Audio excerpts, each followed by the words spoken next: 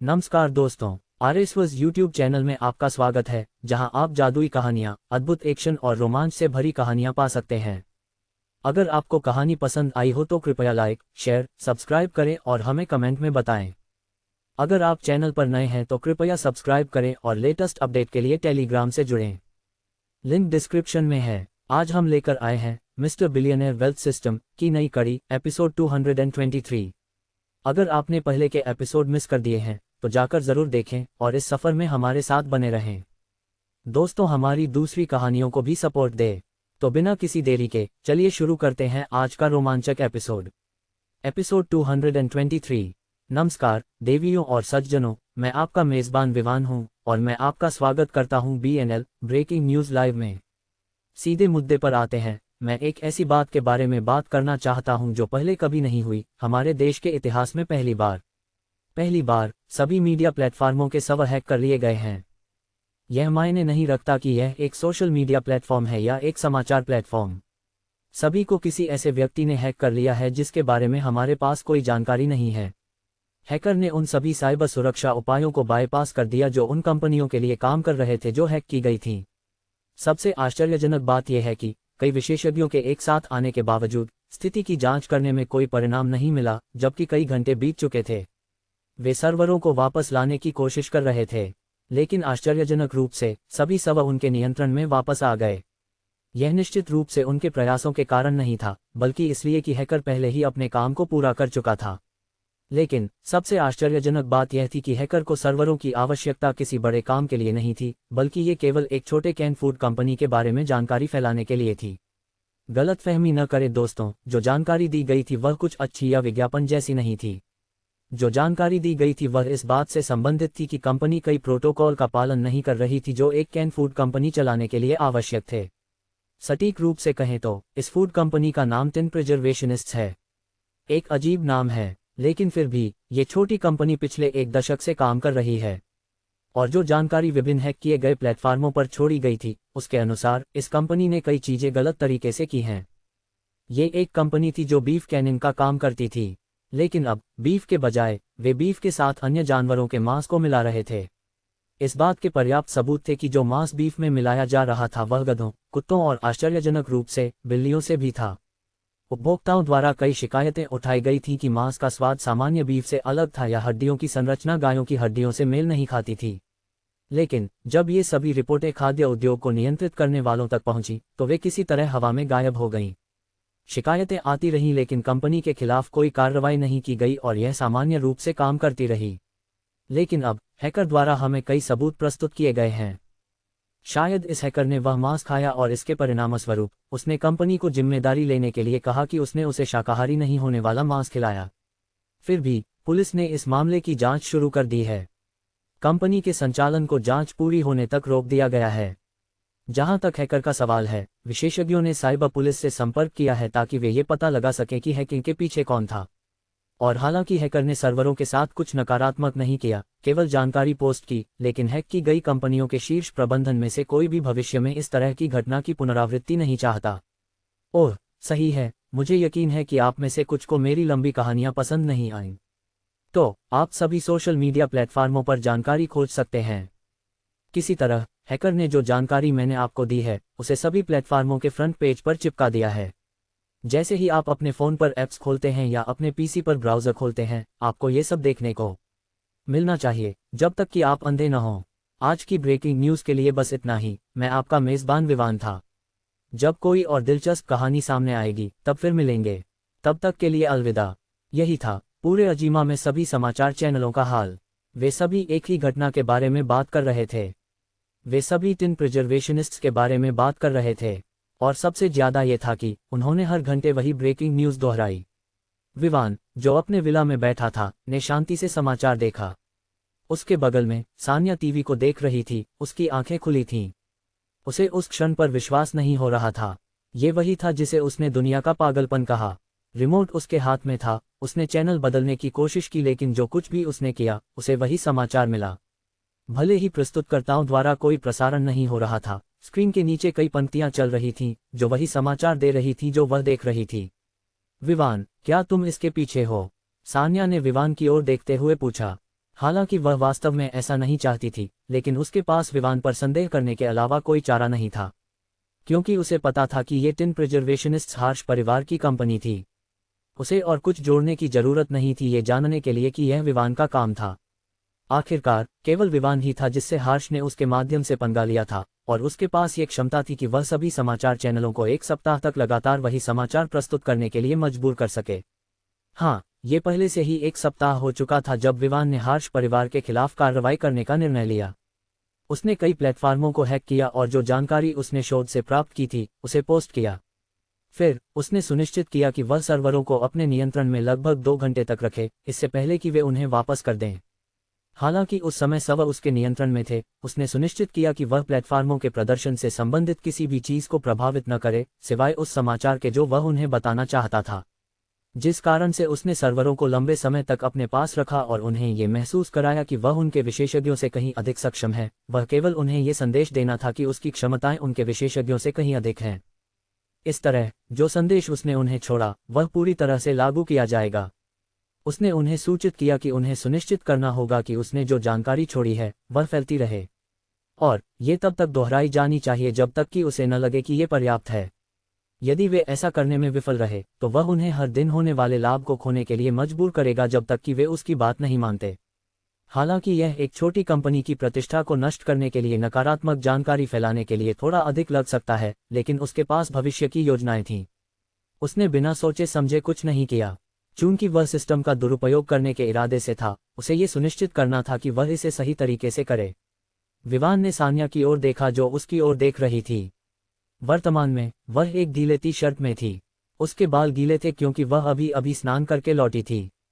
पिछले सप्ताह उसने जो प्रशिक्षण कार्यक्रम उसके लिए निर्धारित किया था उसका प्रभाव दिखने लगा था। उसने पिछले 7 दिनों से उसका प्रशिक्षण किया था। कैटलीन ने किसी तरह सान्या को कंपनी से मुक्त कर दिया था जब तक कि यह उसके तहत प्रशिक्षण से संबंधित था, और उसे मानना पड़ा कि सान्या में लड़ाई की एक विशेष प्रतिभा थी। हालांकि उसने केवल 1 सप्ताह तक प्रशिक्षण लिया था, उसकी प्रगति काफी बड़ी थी। यह आसानी से उन सैनिकों के साथ मेल खा सकता था जिन्होंने 1 महीने तक युद्ध कौशल का प्रशिक्षण लिया था, लेकिन फिर भी ये पर्याप्त नहीं था। हालांकि वह अब अपनी ताकत को आसानी से नियंत्रित कर सकती थी, जिसमें वह एक साथ 5 निम्न स्तर के अपराधियों का सामना कर सकती थी। अगर वह किसी ऐसे व्यक्ति से मिलती जो पहले से लड़ाई करना जानता था और शरीर को मजबूत करने वाले समाधान का सेवन कर चुका था, तो वह हार जाएगी। तुम बहुत खूबसूरत लग रही हो, विवान ने अपने चेहरे पर मुस्कान के साथ कहा। तुम क्या बकवास कर रहे हो, सान्या ने नाखुशी से कहा।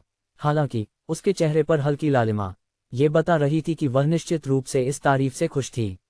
मैं कह रहा था कि तुम खूबसूरत लग रही हो, खासकर जब विवान जो और विस्तार से बताना चाहता था उसे सान्या ने रोक दिया जब उसने रिमोट उसके चेहरे पर फेंक दिया। बेशक विवान ने रिमोट को पकड़ लिया इससे पहले कि वह उसे नुकसान पहुंचा सके। विवान, मैंने पूछा, क्या तुम इस पूरे हफ्ते चल रहे पागलपन के पीछे हो? सान्या ने फिर से पूछा। तुम्हें और कौन ऐसा कर सकता है? विवान ने मुस्कान के साथ पूछा। उसने इस बात से इनकार नहीं किया। वह निश्चित रूप से अपने किए पर गर्व महसूस कर रहा था। मैं समझती हूं कि तुम हार्श और उसके परिवार से बदला लेने की कोशिश कर रहे हो, लेकिन क्या तुम्हें नहीं लगता कि तुम थोड़ा ज्यादा कर रहे हो? सान्या ने विवान की पुष्टि सुनने के बाद कहा। ज्यादा? बिल्कुल नहीं। वास्तव में यह उनके लिए केवल शुरुआत है। उनके लिए अभी और भी बहुत कुछ इंतजार कर रहा है। विवान ने सिर हिलाते हुए जवाब दिया। सान्या जानती थी कि उसने बस उसे गलत समझा है, इसलिए उसने अपनी बात को स्पष्ट किया। मैंने ज्यादा नहीं कहा, बल्कि मैं ये कहना चाहती थी कि तुम उन लोगों के लिए ज्यादा कर रहे हो जो टीवी चैनलों और अन्य मीडिया प्लेटफार्मों का संचालन कर रहे हैं। उसकी बात सुनकर विवान ने सिर हिलाया और जवाब दिया, यहाँ कुछ भी ज्यादा नहीं है मेरी प्रिय। ये प्लेटफॉर्म कभी न कभी स्वार्थी रहे हैं, इसलिए भले ही मैं स्वार्थी बनकर उनका उपयोग करूं, मुझे कोई अपराध बोध नहीं है। इसके अलावा मैं उन्हें इतना प्रभावित नहीं कर रहा हूं कि केवल 1 या 2 मिनट की खबर देने में कोई समस्या हो। लेकिन जो समाचार एंकर बार बार वही बात रिपोर्ट कर रहे हैं, क्या तुम्हें नहीं लगता कि तुम उनके लिए मुश्किलें पैदा कर रहे हो? सान्या ने सवाल किया। यह गलत है क्योंकि जो तुम देख रही हो वे रिकॉर्डेड हैं और लाइव नहीं हैं। विवान ने सिर हिलाते हुए कहा। जब तुम यहाँ हो तो तुम ये कैसे जानते हो? सान्या ने संदेह से पूछा। देखो, अभी जो समाचार एंकर था उसे 7 दिन पहले निकाल दिया गया था, लेकिन वह अभी भी लाइव प्रसारण कर रहा है। विवान ने मुस्कान के साथ कहा। तुम देखो, अभी जो समाचार एंकर था उसे 7 दिन पहले निकाल दिया गया था, लेकिन वह अभी भी लाइव प्रसारण कर रहा है, विवान ने मुस्कान के साथ कहा। सान्या ने उसे आश्चर्यचकित होकर देखा। उसे यकीन नहीं था कि उसे विवान की बातों पर विश्वास करना चाहिए या नहीं। आखिरकार यह उसके लिए बिल्कुल भी समझ में नहीं आ रहा था। उसने निकाल दिए जाने के लिए क्या किया? नहीं, तुम ये कैसे जानते हो कि उसे उसी दिन निकाला गया था जब उसने ये समाचार प्रसारित किया? सान्या ने विवान की ओर देखते हुए पूछा। उसकी आंखों में भ्रम स्पष्ट था। विवान ने इस पर हंसते हुए कहा, जैसे मैं उनके सर्वरों तक पहुंच सकता हूं, यह मेरे लिए ये जानना असंभव नहीं है कि उन्होंने यहां किसी को निकाला है। वास्तव में ये ट्रैक रखने का सबसे आसान तरीका था। सान्या कुछ समय के लिए विवान को देखती रही। फिर उसने कहा, अब हम यहाँ हैं। हालांकि मैं नहीं जानती कि उन्होंने उसे क्यों निकाला, तुम्हारे चेहरे पर उस मुस्कान के साथ मुझे पूरा यकीन है कि उसे तुम्हारे कारण निकाला गया। विवान ने सान्या को एक दुखी चेहरे के साथ देखा। फिर उसने पूछा, क्या मैं ऐसा हूँ? बहुत ज्यादा, सान्या ने स्पष्टता से जवाब दिया। विवान ने नाटकीय रूप से अपने दिल पर हाथ रखा और कहा, ओह, मुझे चोट लगी है, क्या तुम चले नहीं जाओगे? सान्या ने उसकी अभिव्यक्ति पर हंसते हुए कहा। फिर उसने गंभीरता से पूछा, उसने निकाल दिए जाने के लिए क्या किया? हालांकि मुझे यकीन है कि इसका तुम्हारे साथ कुछ संबंध है, मैं इसके बारे में जानने के लिए उत्सुक हूँ। विवान ने भी अपनी नाटकबाजी बंद कर दी और कहा, तुम्हें उसके प्रसारण की सामग्री सुननी चाहिए थी। उसने टिन प्रिजर्वेशनिस्ट्स के बारे में जानकारी पर ध्यान केंद्रित करने के बजाय बताया कि विभिन्न सर्वरों के विशेषज्ञ हैकर को पकड़ने में असमर्थ थे। मैंने उन सभी सर्वरों पर नियंत्रण रखा था जिन्हें मैंने हैक किया था, लगभग 2 घंटे तक। फिर मैंने उन्हें वापस कर दिया। ये जानकारी केवल उनके संबंधित प्लेटफार्मों के स्टाफ सदस्यों को पता होनी चाहिए थी। आखिरकार ये सब उनकी प्रतिष्ठा के बारे में था। आखिर में इस आदमी ने जानकारी को जनता के सामने लीक कर दिया, और जैसे ही उसने प्रसारण समाप्त किया, उसे तुरंत निकाल दिया गया। सान्या हैरान रह गई। ये कुछ ऐसा था जिसे उसने भी महसूस किया था। वह वास्तव में सोच रही थी कि क्या वह प्रसारक उस चैनल के खिलाफ था या कुछ और। लेकिन अंत में उसने देखा था कि यह आदमी BNL का होस्ट कई बार रहा है और यह उसका 6ठा या 7वां वर्ष होना चाहिए। अब तक उसे एक भावना विकसित करनी चाहिए थी, लेकिन अब उसने देखा कि इसके पीछे कोई और कारण होना चाहिए। फिर भी ये स्पष्ट था कि उसके वरिष्ठों को उसकी कार्रवाई पसंद नहीं आई और इसके परिणामस्वरूप उन्होंने उसे ड्यूटी से हटा दिया।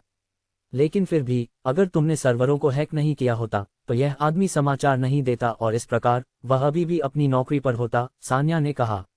मैंने कहा था कि मैं केवल शेयरधारकों को थोड़ा प्रभावित करूंगा, कर्मचारियों के लिए उनके रास्ते में कुछ नहीं है, विवान ने मुस्कान के साथ कहा। सान्या ने देखा कि वह विवान के स्पष्टीकरण की प्रतीक्षा कर रही थी, तो विवान ने आगे कहा, मैं एक सोशल मीडिया प्लेटफॉर्म शुरू करने वाला हूं। इसके अलावा एक टीवी चैनल और भी होगा। यह आदमी निकाल दिया गया, लेकिन मैंने उसे नौकरी पर रखा। उसे अगले महीने की शुरुआत तक ड्यूटी पर वापस आ जाना चाहिए। सान्या ने आश्चर्य और हैरानी में अपनी आंखें झपकाईं।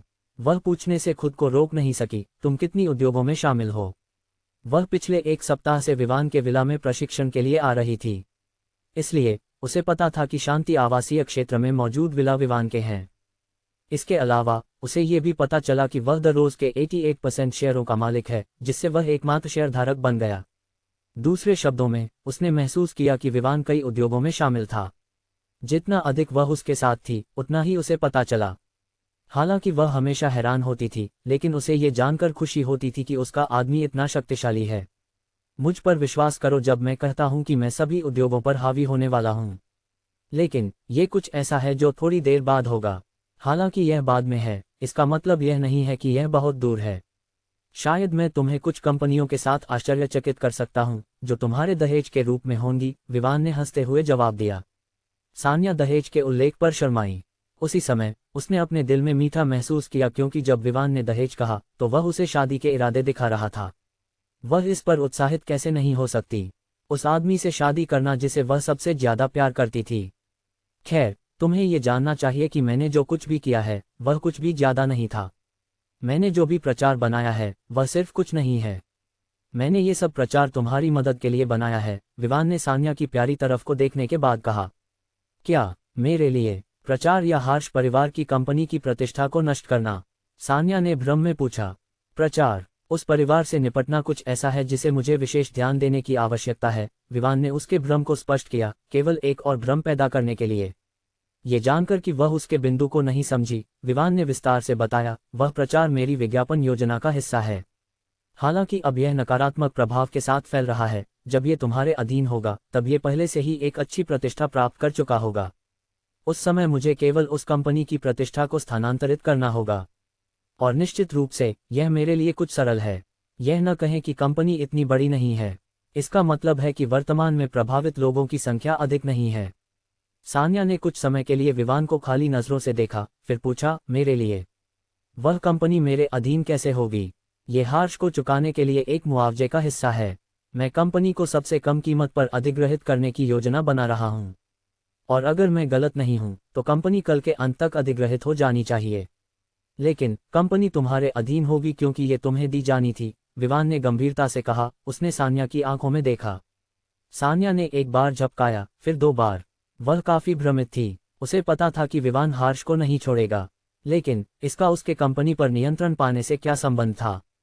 इस पर ज्यादा मत सोचो, बस जान लो कि यह आखिरी नहीं है। कुछ और कंपनियां तुम्हारे अधीन होंगी, इसलिए बहुत सारे काम के लिए तैयार रहो, विवान ने ये कहते हुए हंसते हुए कहा।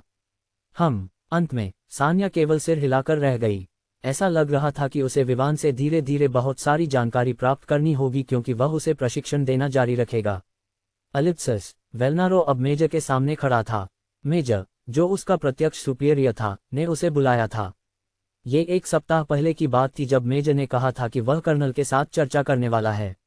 विवान ने पहले ही उस सप्ताह का शरीर को मजबूत करने वाला समाधान वितरित कर दिया था, जिसे पहले से ही उन सैनिकों को दिया गया था जिनके पास सबसे अधिक मेरिट थी और जो घायल थे। लेकिन निश्चित रूप से कुछ ऐसे भी थे जिन्होंने शरीर को मजबूत करने वाला समाधान प्राप्त किया था, हालांकि वे घायल नहीं थे। ये मुख्य रूप से वे थे जो सबसे जोखिम भरे मिशनों में भाग लेते थे और जो देश के प्रति वफादार माने जाते थे। वेलनारो, मैं चाहता हूं कि तुम उस विवान से संपर्क करो। अगर वह जल्द से जल्द यहां आ सके तो अच्छा होगा। जितनी जल्दी हम उसे भर्ती करेंगे, हमारे लिए उतना ही बेहतर होगा, मेजर ने अपने डेस्क के पीछे अपनी कुर्सी पर बैठे हुए कहा। जी सर, वेलनारो ने तुरंत सहमति दी। ये एक आदेश था जिसे उसने प्राप्त किया था और उसके पास असहमत होने का अधिकार नहीं था। लेकिन अगर कोई उसकी आंखों में देखता तो स्पष्ट रूप से उसमें संदेह का एक संकेत दिखाई देता। और निश्चित रूप से मेजर ने भी वेलनारो की आंखों में मौजूद उस संदेह को देखा। वह नहीं जानता था कि वेलनारो किस चीज पर संदेह कर रहा था, इसलिए उसने पूछने का निर्णय लिया, क्या तुम अपने संदेह को स्पष्ट कर सकते हो? वेलनारो ने थोड़ी शर्मिंदगी में खांसी ली। उसे अपनी भावनाओं और अभिव्यक्ति पर नियंत्रण रखना चाहिए था। ये एक सैनिक के लिए आवश्यक बुनियादी बातों में से एक था, खासकर उसके लिए जो एक कप्तान था। अगर उसने अन्य सैनिकों के सामने एक हमले के दौरान घबराए हुए चेहरे का प्रदर्शन किया तो ये निश्चित रूप से उन सैनिकों की मानसिकता को प्रभावित करेगा जो उसके अधीन थे। अंत में उसे इन सैनिकों की नज़रों में एक स्तंभ माना जाता था। फिर भी ये केवल इसलिए था कि वह इस आसान गोइंग मेजर के साथ काफ़ी फ्री था कि उसने उस क्षण में अपनी भावनाओं को छोड़ दिया। फिर भी उसने उस शर्मिंदगी को काबू में किया और अपना जवाब दिया। मेजर, मैं जानना चाहता हूं कि क्या कर्नल ने आपके प्रस्ताव को स्वीकार किया है? वेलनारो ने अपने संदेह का एक हिस्सा प्रस्तुत किया। मेजर ने सवाल पर थोड़ी भौहें उठाईं। अंत में उसने फिर भी एक ईमानदार उत्तर दिया। हालांकि उसने प्रस्ताव को स्वीकार नहीं किया है, वह इस पर काफ़ी सकारात्मक है। इसलिए उसने तय किया है कि उसे इस विवान से व्यक्तिगत रूप से मिलना होगा ताकि वह उसे परख सके। अगर विवान उस परीक्षण में पास हो जाता है जो उसने उसके लिए निर्धारित किया है, तो उसे सेना में एक पद दिए जाने में कोई समस्या नहीं होगी।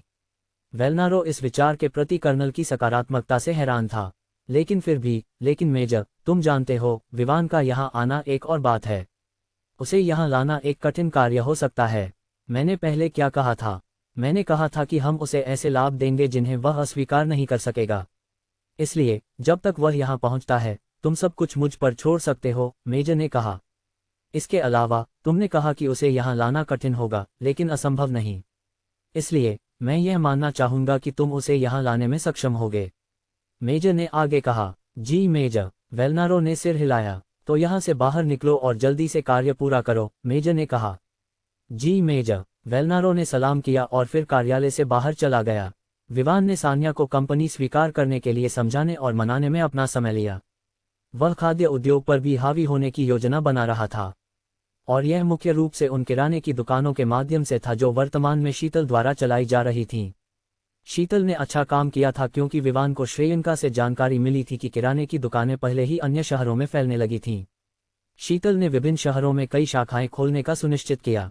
उसने एक अच्छी संख्या में लोगों को नौकरी पर रखा और इससे भी महत्वपूर्ण बात यह है कि उसने विवान से कहा कि वह आकर उसके काम का निरीक्षण करे। लेकिन चूंकि वह व्यस्त था, विवान के पास श्रेयंका को वहां भेजने के अलावा कोई विकल्प नहीं था। इस तरह वह काम और शीर्ष प्रबंधन के हिस्से के रूप में कर्मचारियों का निरीक्षण कर सकती थी। अपनी क्षमताओं और कौशल के साथ उसने कुछ लोगों को खोज निकाला जो मूल रूप से उभरते उद्यम के बारे में जानकारी इकट्ठा करने के लिए वहां थे।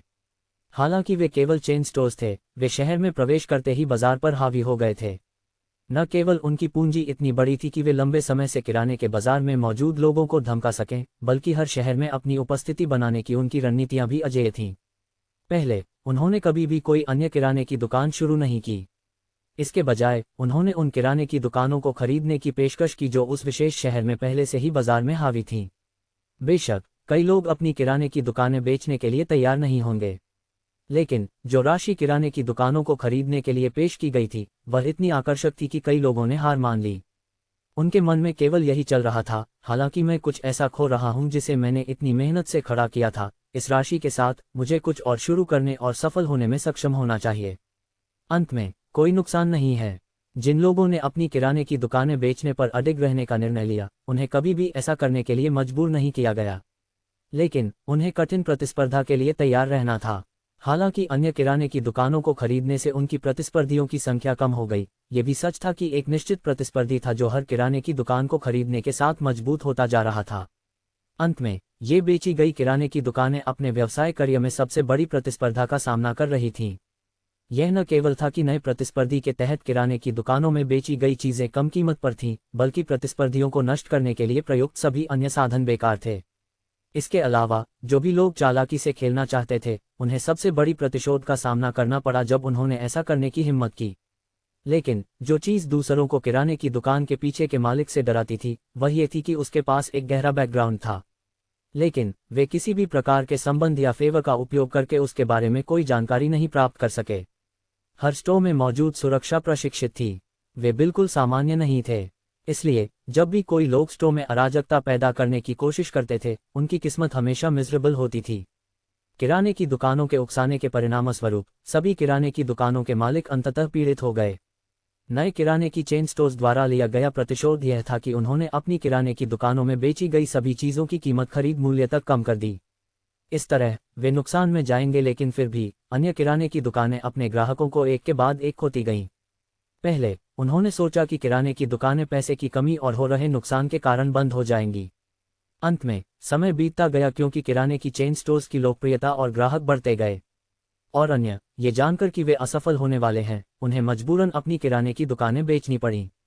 लेकिन इस बार जो कीमत उन्हें दी गई थी वह बाजार मूल्य से थोड़ी कम थी, और हालांकि वे असंतुष्ट थे, उनके पास उस प्रस्ताव को स्वीकार करने के अलावा कोई चारा नहीं था।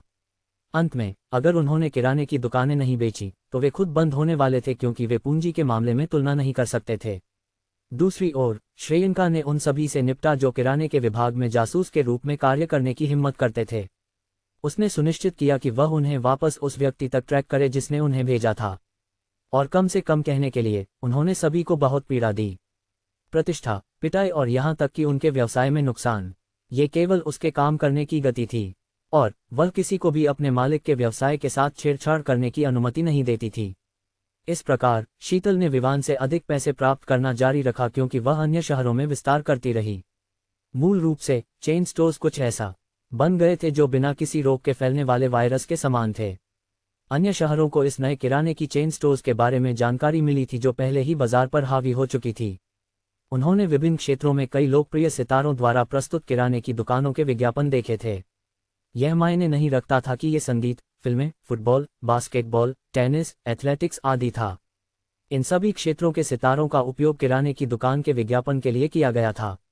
इसलिए जब तक किराने की चेन स्टोर्स उनके विशेष शहरों में नहीं पहुंची, कई किराने के मालिक पहले से ही उनसे संपर्क करने लगे ताकि वे अपनी किराने की दुकानें बेच सकें। इस तरह वे किराने की दुकानों के लिए सबसे अधिक कीमत प्राप्त कर सकते थे। और सच में शीतल बिल्कुल भी कंजूस नहीं थी। न केवल उसके अधीन कर्मचारी अच्छे वेतन प्राप्त कर रहे थे, उनके प्रदर्शन के आधार पर उसने अन्य किराने के मालिकों को भी परेशान नहीं किया। इस तरह वह सुनिश्चित करती थी कि वह जितने कम दुश्मन बनाएगी उतना ही बेहतर होगा। लेकिन इसका मतलब यह नहीं था कि वह आक्रामक होने से डरती थी अगर इसकी आवश्यकता होती। पैसे की आपूर्ति, सुरक्षा और विज्ञापन के साथ, इसके अलावा विवान द्वारा उसे दी गई स्वतंत्रता के साथ, शीतल ये सुनिश्चित करने के लिए पूरी कोशिश कर रही थी कि वह सबसे लोकप्रिय किराने की चेन स्टोर्स बनाने वाली हो। बस 1 महीने के भीतर जब विवान ने उसे अन्य शहरों में किराने के विभाग को फैलाने का कार्य सौंपा, उसने 10 से अधिक शहरों में फैलने में सफलता प्राप्त की। इसके अलावा उसने उनमें से 6 पर हावी हो गई। इन शहरों में सबसे बड़ी किराने की दुकान बन गई। जहां तक विवान द्वारा खरीदी गई कारों का सवाल था, ये हर शहर में किराने की दुकानों के प्रभारी व्यक्ति को दी गई थीं। इसका कारण यह था कि इससे उन्हें ये सुनिश्चित करने में सुविधा होगी कि अगर उनके प्रबंधित किराने की दुकानों में कोई समस्या हो। इनकोट शहर, जो इस सब का स्रोत था, वह जगह थी जहां उसने जॉर्ज को संभालने के लिए छोड़ दिया था। हालांकि वह डांटे परिवार का असली प्रमुख बनने जा रहा था और पहले से ही वहां मुख्य निर्णय लेने वाला था, उसने तय किया था कि वह इस पद को धारण करेगा। हालांकि वह एक रेसिंग उत्साही था, इसका मतलब यह नहीं था कि उसे व्यवसाय प्रबंधन के बारे में कुछ नहीं पता था। एक संभावित उत्तराधिकारी के रूप में, हालांकि वह सबसे बड़ा बेटा नहीं था, फिर भी उसे इस तरह प्रशिक्षित किया गया था कि वह भविष्य में डांटे परिवार का नेतृत्व कर सके। जहां तक जॉर्ज के उस कारण का सवाल था जब उसने तय किया कि वह इनकोट शहर में किराने की चेन स्टोर्स का प्रबंधन करने वाला है, ये था कि उसके परिवार का शहर में सबसे अधिक प्रभुत्व होने के कारण उसे वहां चीजों को संभालना आसान होगा। जिस कारण का उसने उल्लेख नहीं किया वह ये था कि उसे ये पूर्वाभास था कि विवान भविष्य में एक बड़ा व्यक्ति बनने वाला है। इसलिए उसने पहले कदम उठाने और विवान के साथ जल्दी से जुड़ने का निर्णय लिया। किराने के विभाग की प्रगति इस बात का प्रमाण थी कि उसका निर्णय सही था। इसलिए जॉर्ज एक उच्च मनोदशा में था। विवान ने उस दिन सान्या के लिए जो प्रशिक्षण कार्यक्रम निर्धारित किया था उसे पूरा कर लिया था। वे अभी अभी उस चीज से लौटे थे जिसे उसने गैंगस्टर शिकार कहा था। ये कुछ ऐसा था जिसे उसने तय किया था कि वह सान्या को लड़ाई में आवश्यक अनुभव प्राप्त करने के लिए उपयोग करेगा। इसलिए उसने सुनिश्चित किया कि हर दिन प्रशिक्षण के बाद वे एक ऐसे क्षेत्र में जाएं जहां ज्यादातर गैंगस्टर होते थे। फिर जब भी वे देखते कि कोई किसी को परेशान कर रहा है, वही व्यक्ति उनका लक्ष्य बनता। यह नहीं था कि वे संत थे, ये केवल इतना था कि वे किसी पर भी हमला करने के खिलाफ थे। इसलिए उन्हें अपनी कार्रवाई के लिए एक अच्छा कारण खोजना था। किसी ऐसे व्यक्ति को ढूंढना जो कुछ ऐसा कर रहा था जिसे अपराध माना जाता था, उनके लिए उस पर हमला करने का एक अच्छा कारण था। यहां तक कि अगर गैंगस्टरों का एक समूह होता तो विवान सान्या को उन पर हमला करने के लिए कहता। और निश्चित रूप से, चूंकि यह एक लड़ाई थी, अगर कई गैंगस्टर शामिल होते तो विवान हमेशा एक तरफ खड़ा रहता और देखता कि सान्या उनके साथ कैसे निपटती है। यहां तक कि अगर वह घायल होती तो वह केवल तब मदद करता जब लड़ाई खत्म हो जाती। वह उसके लिए आसान नहीं कर सकता क्योंकि वह उसकी लड़की थी। उसे लड़ाई में चोट लगने की आदत डालनी थी क्योंकि यह हमेशा होता है जब लड़ाई होती है। वह केवल तब हस्तक्षेप करता जब सान्या की जान खतरे में होती या जब वह लड़ाई खत्म कर चुकी होती और उसे अपनी चोटों का इलाज कराने की आवश्यकता होती। हालांकि वह वर्तमान में सामान्य पुरुषों की तुलना में 3 गुना मजबूत थी, उसे बहुत अधिक लड़ाई का अनुभव नहीं था। इसके अलावा अगर वह कई लोगों का सामना करती तो यह अनिवार्य था कि उसे चोट लगेगी। जहां तक लड़ाई में उसे होने वाली चोटों का सवाल था, विवान ने उनके साथ निपटने का एक तरीका खोज लिया था। उसने यह महसूस किया था कि शरीर को मजबूत करने वाला समाधान उस व्यक्ति की चिकित्सा और पुनर्प्राप्ति की गति को तेज कर सकता है जिसने इसे लिया था। ये कुछ ऐसा था जिस पर उसने शोध किया था जब उसने देखा कि यह उन सैनिकों को कैसे ठीक कर सकता है जो घायल हो गए थे। ये केवल इतना था कि चिकित्सा और पुनर्प्राप्ति की विशेषता के अलावा यह उस व्यक्ति की ताकत को बढ़ाने में कुछ नहीं करता था जिसने इसे खाया। इसलिए विवान ने सुनिश्चित किया कि वह हमेशा इसके लिए कई बोतलें शरीर को मजबूत करने वाले समाधान की साथ रखे। उसने ये भी सुनिश्चित किया कि सान्या हमेशा अपने साथ कम से कम 2 बोतलें रखे।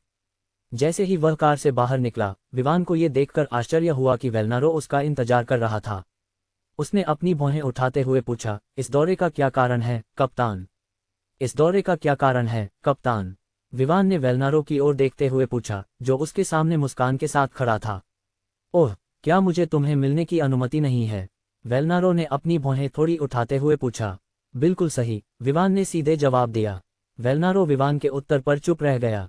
कम से कम कहने के लिए उसने कभी उम्मीद नहीं की थी कि विवान इतना स्पष्ट होगा। इसके अलावा क्या ये एक व्यंग्यात्मक सवाल नहीं था?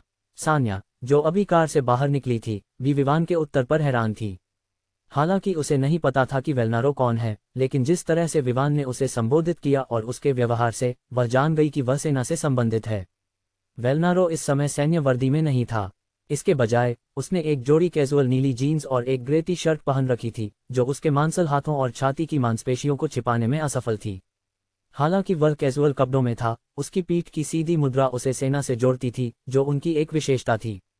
विवान ने वेलनारो के चेहरे पर बदलाव को नजरअंदाज करते हुए कहा, तुम एक व्यस्त व्यक्ति हो। ये स्पष्ट है कि तुम यहाँ केवल तब आओगे जब तुम्हारे पास अपने दौरे का कोई उद्देश्य हो, अन्यथा मुझे संदेह है कि तुम एक साधारण व्यक्ति जैसे मुझ पर ध्यान दोगे। विवान के शब्द सुनकर वेलनारो फिर से चुप रह गया, लेकिन वह अपने आप से पूछने से नहीं रोक सका, इस आदमी में सामान्य क्या है? वह स्पष्ट रूप से एक असामान्य व्यक्ति है, अन्यथा मुझे उसे इतना ध्यान देने की आवश्यकता क्यों होती? और मैं स्पष्ट रूप से ऐसा व्यक्ति नहीं हूं जो मेरे घर आने के लिए लाभ चाहता हो, विवान ने आगे कहा। अंत में वेलनारो ने विवान को देखते हुए सिर हिलाया। उसने विवान की बातों को नजरअंदाज करने का निर्णय लिया और सीधे मुद्दे पर गया। मुझे तुमसे कुछ महत्वपूर्ण बात करनी है। ये कहते हुए उसने सान्या की ओर देखा। उसका मतलब स्पष्ट था, वह नहीं चाहता था कि वे दोनों जो बात करने वाले थे वह किसी और को बताई जाए। विवान ने कप्तान को देखा और मुस्कुराते हुए कहा, तुम्हें उसकी चिंता करने की आवश्यकता नहीं है। वह जल्द ही मेरी पत्नी बनने वाली है, इसलिए जो बातें मुझसे संबंधित हैं उनका कुछ संबंध उसके साथ है। मुझे नहीं लगता कि ऐसी कोई बात है जो इतनी गोपनीय हो कि हमें उसे बाहर भेजना पड़े, है ना? सान्या अभी खुद को अलग करने वाली थी जब उसने देखा कि उस समय वेलनारो का चेहरा कितना गंभीर था। लेकिन जब उसने विवान के शब्द सुने तो उसने जो भी करने की योजना बनाई थी उसे रोक दिया। इसके बजाय उसने विवान की ओर एक मीठी मुस्कान के साथ देखा जो उसके चेहरे पर लालिमा ला रही थी। कम से कम कहने के लिए वह खुश थी कि विवान उनके रिश्ते के प्रति गंभीर था और इसे सार्वजनिक रूप से दिखाने से नहीं डरता। इसके अलावा वह अपने कुछ रहस्यों को उसके साथ साझा करने के लिए तैयार था। ये कुछ ऐसा था जो उसे विवान के बारे में खुश करता था, लेकिन हालांकि वह इस पर खुश थी, वह विवान को किसी भी तरह से असुविधा नहीं देना चाहती थी। इसलिए हालांकि वह ये सुनना चाहती थी कि वे क्या बात करने वाले हैं, अपनी जिज्ञासा के कारण उसने जान लिया कि कब रुकना है। विवान, मैं अंदर जाऊंगी। मुझे पहले स्नान करना है, फिर आराम करना है। सान्या ने सबसे उचित बहाना बनाते हुए वहां से निकलने की कोशिश की, और इससे पहले कि विवान कुछ कह पाता वह पहले ही दौड़ गई। अंत में विवान केवल मुस्कुरा सका और सोचने लगा कि उसकी लड़की कितनी समझदार है। अहेम, वेलनारो ने विवान का ध्यान आकर्षित करने के लिए थोड़ी खांसी ली। ये देखकर कि विवान उसके साथ है, वेलनारो ने मुस्कुराते हुए कहा, विवान, आज तुमसे मिलने का मेरा मुख्य कारण ये है कि मेरे तत्काल सुपीरियर ने मुझे तुम्हें आमंत्रित करने के लिए कहा है। विवान ने वेलनारो की मुस्कान को देखते हुए अपनी भौहें उठाईं। फिर भी उसके चेहरे पर एक शिकन थी जो ये दिखा रही थी कि वह ऐसी चीज की उम्मीद नहीं कर रहा था। तुम्हारा सुपीरियर मुझे क्यों आमंत्रित करेगा? मुझे नहीं लगता कि मैं किसी भी तरह से विशेष हूं कि एक मेजर मुझ में रुचि रखेगा, विवान ने अभी भी अपनी शिकन के साथ कहा। यह उत्तर वेलनारो ने पहले से ही अपेक्षित किया था, इसलिए उसने जवाब दिया, मुझे यकीन है कि तुम आमंत्रण के पीछे के कारण में रुचि रखोगे। इसके अलावा यह नहीं है कि हम तुम्हें अपहरण करने या कुछ ऐसा करने की योजना बना रहे हैं। विवान इंतजार करता रहा। उसे नहीं लगता था कि उसके पास एक मेजर के साथ समय बर्बाद करने का समय है। खैर, जब तक कुछ ऐसा न हो जो उसे रुचिकर लगे। इसके अलावा वह ऐसा व्यक्ति नहीं था जिसे वे बस आमंत्रित करें और वह उनके साथ चल पड़े। उसके पास खुद करने के लिए बहुत सारी चीजें थीं, इसलिए वह जो भी कर रहा था उसे रोकने का कोई तरीका नहीं था ताकि वह उनके पास जाए। उसके लिए यह मायने नहीं रखता था कि व्यक्ति एक मेजर था या जनरल, उसे कोई फर्क नहीं पड़ता था। अंत में यह नहीं था कि वह किसी चीज की आवश्यकता में था। मुझे इसमें कोई रुचि नहीं है। अगर तुम्हारे मेजर के पास मुझे बताने के लिए कुछ है तो तुम उसे बता सकते हो कि वह मुझे कहाँ पा सकता है। आखिरकार मैं एक व्यस्त व्यक्ति हूँ, विवान ने अनौपचारिकता से जवाब देते हुए कंधे उचका दिए। वेलनारो के माथे पर नसें उभर आईं कि विवान मेजर का उल्लेख कितनी सहजता से कर रहा था। यह कोई ऐसा व्यक्ति था जिसे उसने बहुत सम्मान दिया और उसे एक आदर्श मानता था, इसलिए वह विवान को उसका अपमान करने की अनुमति नहीं देने वाला था। उसने अनजाने में एक भयंकर आभा छोड़ दी जब उसने विवान को घूरा। विवान, मैं जानता हूं कि तुम मजबूत हो, लेकिन मैं तुम्हें ये बताना चाहता हूं कि मैं तुम्हें अपने सुपीरियर का अपमान करने की अनुमति नहीं दूंगा। यह कोई फर्क नहीं पड़ता कि क्या, यहाँ तक कि अगर मुझे तुम्हारे साथ लड़ना पड़े तो मैं इसके लिए तुम्हारे साथ लड़ूंगा, वेलनारो ने गंभीरता से कहा, जैसे वह विवान को घूर रहा हो। ऐसा लग रहा था जैसे वह अगले ही पल लड़ाई के लिए तैयार हो। अगर ये कोई सामान्य व्यक्ति या सैनिक होता तो वह डर जाता। लेकिन उस समय वेलनारो के सामने खड़ा व्यक्ति विवान था और वह कुछ भी सामान्य नहीं था। वह वेलनारो की डराने वाली आभा से बिल्कुल भी नहीं डरा। उसने बस वेलनारो की ओर हाथ हिलाया और कहा, मुझे इससे कोई फर्क नहीं पड़ता। इसके अलावा मुझे नहीं लगता कि मैं यहाँ दूसरे व्यक्ति को देखने वाला हूँ। वेलनारो ने गहरी सांस ली और अपनी भड़की हुई भावनाओं को शांत करने की कोशिश की। वह बस यह विश्वास नहीं कर सकता था कि वह अपनी भावनाओं पर नियंत्रण खोने में कितना आसान था। फिर उसने सोचा कि वह यहाँ पहले स्थान पर क्यों था। उसे विवान को आमंत्रित करना था ताकि वह उसके साथ कैंप लौट सके। ये कुछ महत्वपूर्ण था क्योंकि उसे व्यक्तिगत रूप से मेजर द्वारा विवान को आमंत्रित करने के लिए सौंपा गया था। और अगर दोनों में लड़ाई शुरू हो गई तो उसे संदेह था कि विवान उसके साथ चलने के लिए सहमत होगा। यह न कहें कि वह विवान से कमजोर था, इसलिए लड़ाई के बजाय वह खुद ही पिटने वाला था। उसने साइड किया। उसे हर हाल में मिशन पूरा करना था, इसलिए उसने पहले से तैयार किए गए ट्रम्प कार्ड का उपयोग करने का निर्णय लिया। मुझे पता है कि तुम एक व्यस्त व्यक्ति हो, लेकिन मुझे तुम्हें सूचित करना है कि मैंने तुम्हें हमारे कैंप में आने के लिए कहा है। इसके अलावा यह मेजर की मांग है। इसमें ग्लेज होटल की घटना से संबंधित मुद्दा भी है।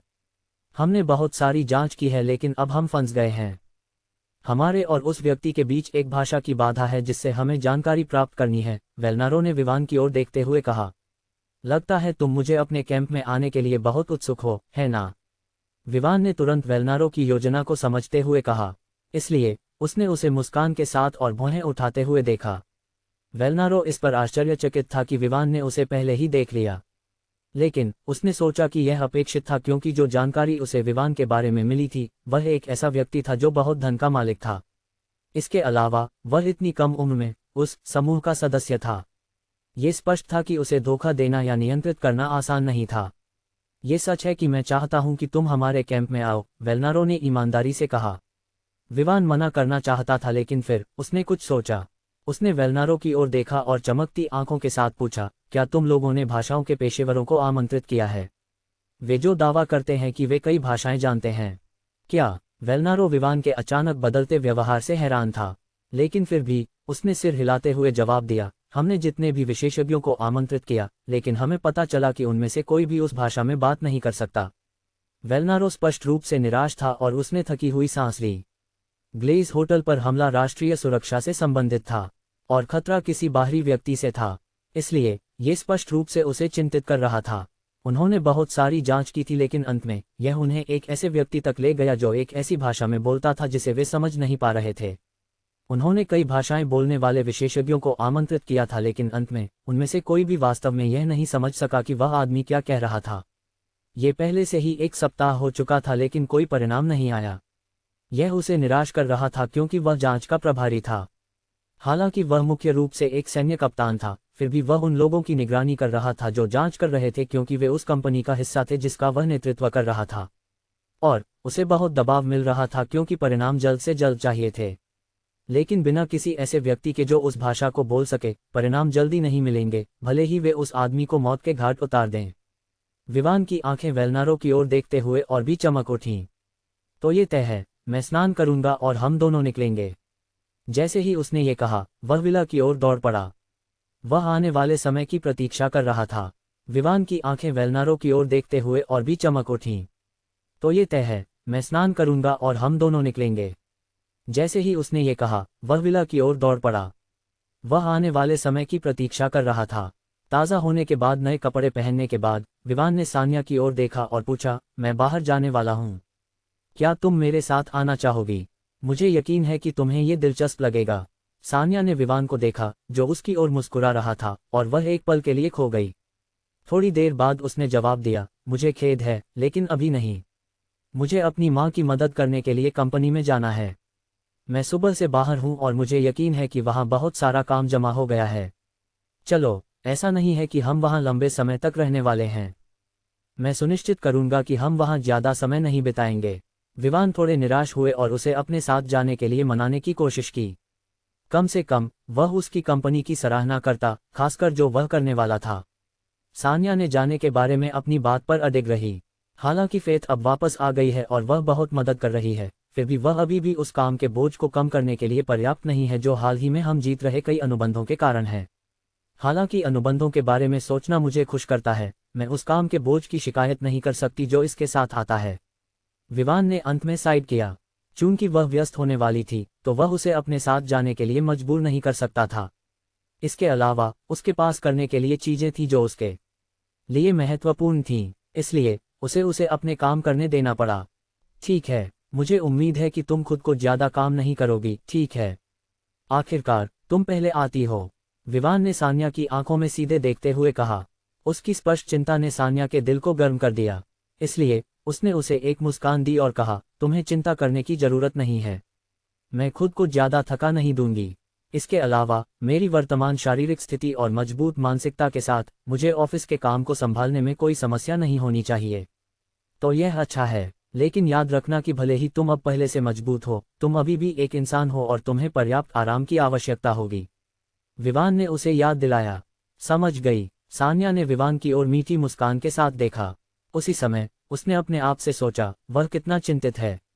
शरीर को मजबूत करने वाले समाधान के साथ मुझे नहीं लगता कि ऐसा कुछ है जिससे मैं ठीक नहीं हो सकूं। उसने जो जीनियस दवा बनाई है, जब तक यह अंग कटने का मामला नहीं है, ये सभी शारीरिक चोटों और मानसिक थकान को ठीक कर सकता है। अब जब मैं जा रहा हूं तो मेरा गले लगाने का समय कहाँ है? विवान ने अपने हाथ फैलाते हुए कहा, जैसे वह अपने गले लगाने का इंतजार कर रहा हो। सान्या ने उसके इस व्यवहार पर मुंह चिढ़ाया, लेकिन फिर भी वह आगे बढ़ी और उसे गले लगाया। कुछ सेकंड बाद दोनों अलग हो गए और विवान विला के दरवाजे की ओर बढ़ा। उसी समय उसने कहा, याद रखना, जब मैं दूर हूं तो अपनी अच्छी देखभाल करना। मैं कोई छोटी लड़की नहीं हूं, तुम जानते हो। सान्या ने विवान को जाते हुए चिल्लाया।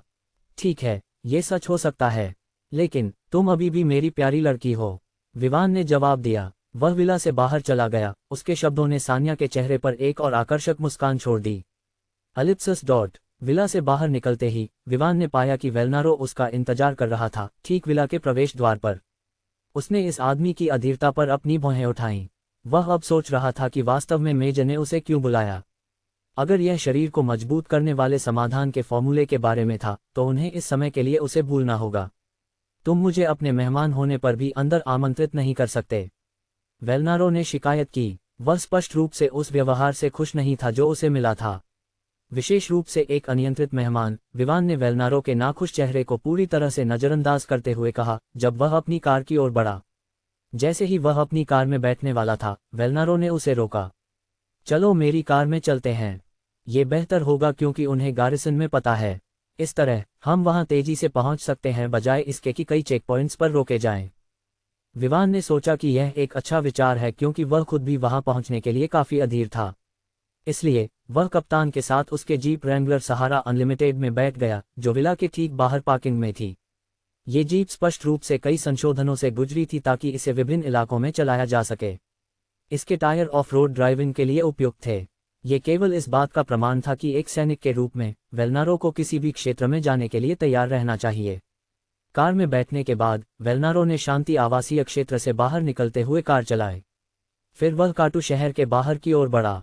शहर से बाहर जाते समय विवान ने पूछा, वैसे तुम्हारा गारिसन कहाँ स्थित है? वह इस गारिसन के बारे में जिज्ञासु था। वह पहले से ही उम्मीद कर रहा था कि वे शहर के बाहर तैनात होंगे। आखिरकार ये स्पष्ट था कि शहर में बहुत कम जगह थी। हम शहर से 20 किलोमीटर दूर हैं। काटू शहर और अगले शहर के बीच एक घाटी है। ये हमारे कैंप को स्थापित करने के लिए सबसे अच्छा स्थान है क्योंकि वहां सैनिक बिना किसी समस्या के प्रशिक्षण ले सकते हैं, वेलनारो ने जवाब दिया। विवान ने सिर हिलाया। फिर दोनों ने इस और उसके बारे में बातचीत जारी रखी। फिर कुछ ही मिनटों में वे पहुंच गए। जब वे पहले चेक पॉइंट के माध्यम से गए, जैसा कि वेलनारो ने कहा था, उन्हें बिल्कुल भी रोका नहीं गया।